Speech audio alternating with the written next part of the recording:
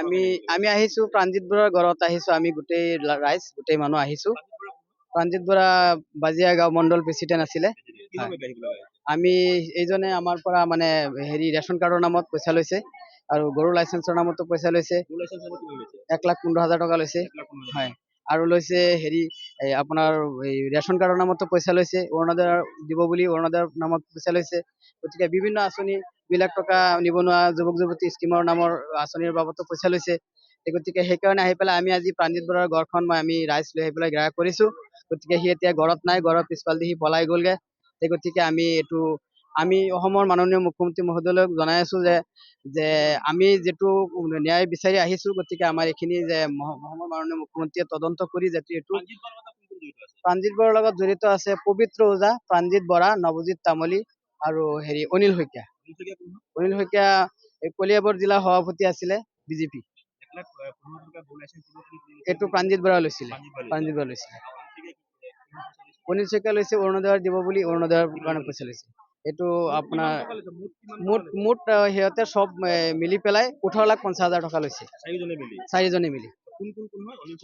অনিল শইকীয়া, প্ৰাণজিৎ বৰা, নৱজিৎ তামুলী, পবিত্ৰ ওজা আৰু পবিত্ৰ ওজা এইটো অনিল শইকীয়াৰ মানে লগৰেই। মানে সি যুৱ মৰ্চাৰ প্ৰেচিডেণ্ট আছিলে। মই তামুলী এইটো অনিল শইকীয়াৰ ড্ৰাইভাৰ বুলি কয়। ড্ৰাইভাৰ হয়। সি ড্ৰাইভাৰৰ সৈতে পেলাই সি পইচাখিনি মানুহৰ পৰা সংগ্ৰহ কৰে। সম্পূৰ্ণ লৈছে 18,50,000 টকা লৈছে। 50,000 টকা। কামবোৰ হোৱা নাই, এটাও হোৱা নাই। আমি পৰৱৰ্তী পদক্ষেপ ললো। আজি তাৰ ঘৰ আহি পেলাই আমি ঘেৰাও কৰিলো। যদি সি আমাক পইচাটো ঘূৰাই নিদিয়ে তেতিয়াহ'লে আমি দিছপুৰলৈকে যোৱা আমি ৰাইজ যিমান আমি 800 মানুহ আছো, আমি বাছ ভাড়া কৰি পেলাই 800 মানুহ আমি দিছপুৰলৈ যাম। 800 মানুহ একেটা সমষ্টি নহয়, বিভিন্ন সমষ্টিৰ মানুহ আছে। মোৰ চিনাকি আছে বিভিন্ন সমষ্টিৰ মানুহ। গোটেই মানুহে মোক বিশ্বাস কৰি পেলাই দিছিলে। গতিকে আজি আমি টেম্পুত লৈ পেলাই আমি 200 মান মানুহ আহিছো। 200 মান মানুহ আহি পেলাই আমি প্ৰাণজিৎ বৰাৰ ঘৰখন ঘেৰাও কৰিলো। সি নাই, সি পলাই গুচি গ'ল। যিটো অসমৰ মাননীয় মুখ্যমন্ত্ৰী মহোদয়ে যে কৈছিলে যে অৰুণোদয়ৰ নামত যদি কোনোবা মানুহে পইচা লয় তেতিয়া সেইজনক জেলত ভৰোৱা হ'ব। গতিকে আমাৰ দলৰ মানুহে তেনেকুৱা দুৰ্নীতি কৰি আছে। গতিকে এইটো এতিয়ালৈকে একচন লোৱা নাই বা হোৱা নাই। এতিয়া গোটেই যিবিলাক দুখীয়া মানুহে মানে দুখীয়া মানুহৰ তেজ যিবিলাক সিহঁতে খালে, 2-3টাকৈ গাড়ী কিনে আৰু সিহঁতে মানে গাড়ী কিনি বিলাহী গাড়ী কিনি পেলাই দুখীয়া মানুহৰ পৰা পইচা লৈ ঘূৰি থাকে। আৰু কেতিয়াবা আমাক কেইদিন আগতে আমাক দমও দিছে বোলো। গৰু লাইচেন্সৰ বাবতে আকৌ এটা মানুহৰ পৰা 1 লাখ টকা লৈছে। ভেটেনেৰী হস্পিটেলৰ পৰা চাৰ্টিফিকেট ওলাই দিব বুলি 15,000 টকা লৈছে। এইটো প্ৰাণজিৎ বৰা লৈছে। আৰু 3 লাখ টকা লৈছে মডেল অংগনবাদী চেণ্টাৰৰ কাৰণে। 3 লাখ টকা লৈছে। কৈছে যে আমি পৰিমল শুক্লবৈদ্য মন্ত্ৰীক আমি দি পেলাই কামটো কৰাই তোমালোকক দিম। আমি এইটো অভিযোগ বিলাক ফাৰ্ষ্টত আমি জনাইছো আমাৰ গুটুম্বৰা যিজন মানে প্ৰাক্তন আছিলে, কংগ্ৰেছৰ মানে আছিলে, কেবিনেট মন্ত্ৰী আছিলে। এজনটো এতিয়া প্ৰাক্তন আমাৰ বিজেপি কিবা হয়, বিজেপি দলত গুচি গ'ল। এতিয়া আমি সেইজনক আগতীয়াকৈ জনাইছো। তাৰপিছত আমাৰ নগাঁও জিলা যিজন ৰূপক শৰ্মা ডাঙৰীয়াক মই কথাটো ধুনীয়াকে বুজাইছো যে এনেকুৱা কথা দাদা, এতিয়া মইতো পাৰ্টিৰ মানুহ, এনেকুৱা ধৱংসনা কৰিছে পাৰ্টিয়েতো মোক। এতিয়া ৰাইজে মোক এনেকুৱা হাৰাশাস্তি কৰি আছে, ৰাইজক লৈ যাব লাগে। আৰু ৰাইজেও জানে পইচাটো তাক দিয়া হ'ল বুলি, আৰু ৰাইজেও গম পায় অলৰেডি। সেইকাৰণে পইচাটো দিছে যে আমাৰ কামটো বোলো হওক, আমি দুখীয়া মানুহ। গতিকে ৰূপক শৰ্মা ডাঙৰীয়াই কৈছে তুমি এটা কাম কৰা, ডাইৰেক্টলি তুমি কেছ কৰি দিয়া। তাৰ পিছত মই এইটো ভাবিলো যে আমি এতিয়া গতিকে দলত আছো, মই যদি কেছ কৰি দিওঁ দলৰ এটা বদনাম হব, গোটেই অসমে দেখা পাব। সেইটো কাৰণে মই ভাবিছো যে গোটেই আমি যিবিলাক আমাৰ বিজেপি বিষয় বিলাক আছে সেইবিলাকক মই জনাও। সকলোকে মই জনাও লিখিত।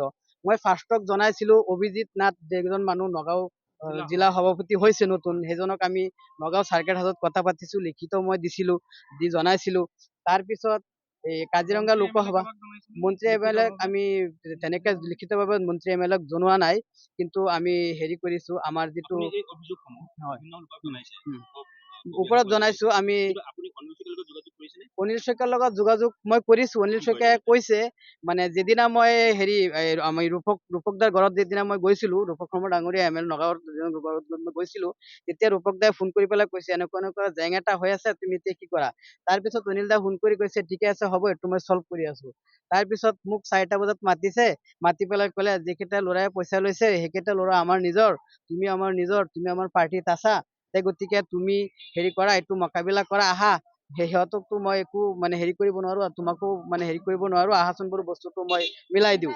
তাৰপিছত অনিল শইকীয়া মোক কৈছে আৰু ডিঙৰ কেইটামান আমাৰ অসমীয়া ল'ৰাবিলাক আছিলে, সিহঁতৰ সন্মুখত কৈছে যে তোমালোকক সিহঁতে পইচা ঘূৰাই নিদিয়ে, যিখিনি পইচা লৈছে আৰু ঘূৰাই নিদিয়ে, এইখিনি নোপোৱা, সিহঁতে বদমাইছ, এনেকে কৈছে।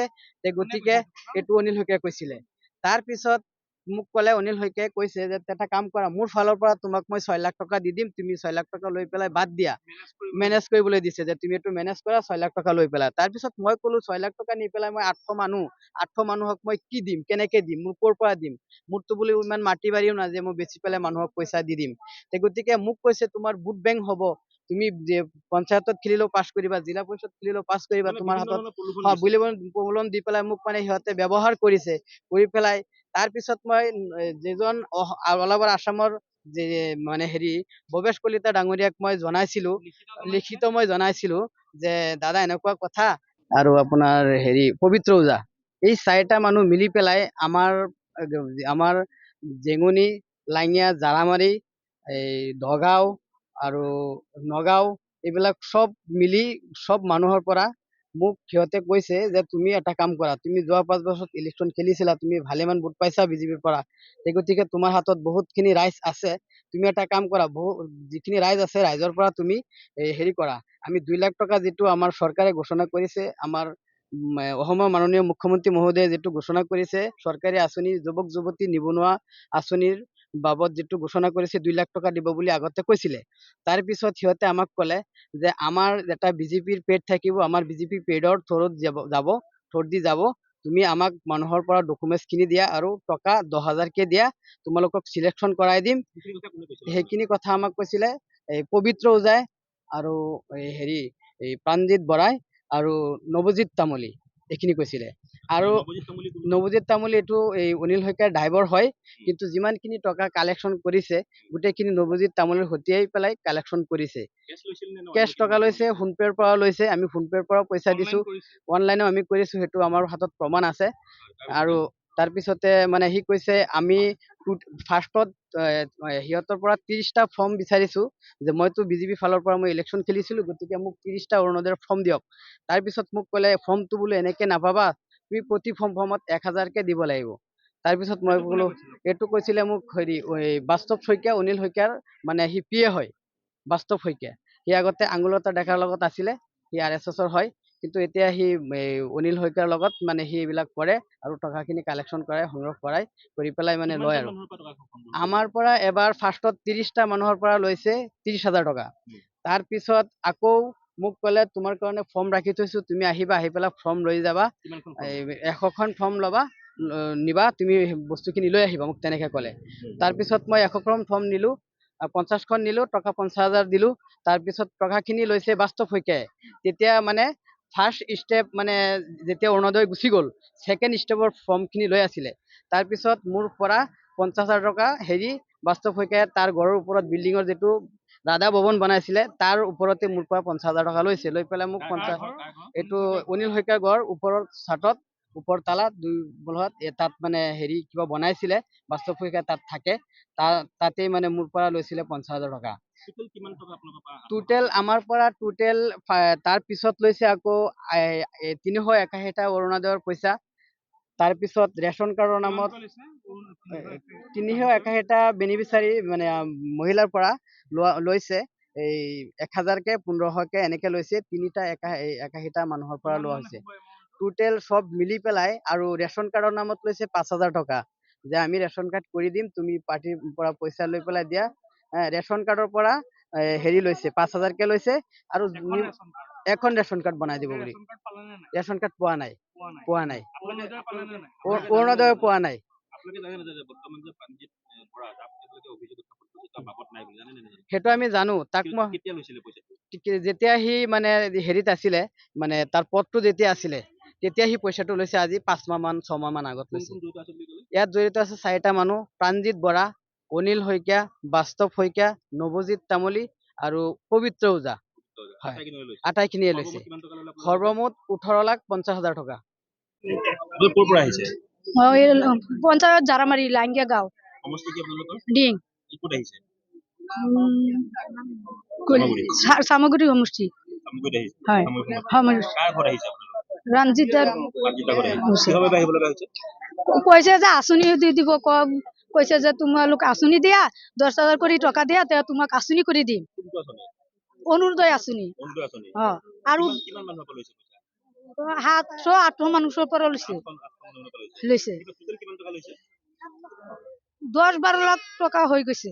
বেছি হ'ল ন? হয়। কোনে কোনে লৈছে পইচাটো? ৰঞ্জিত দাস বৰা,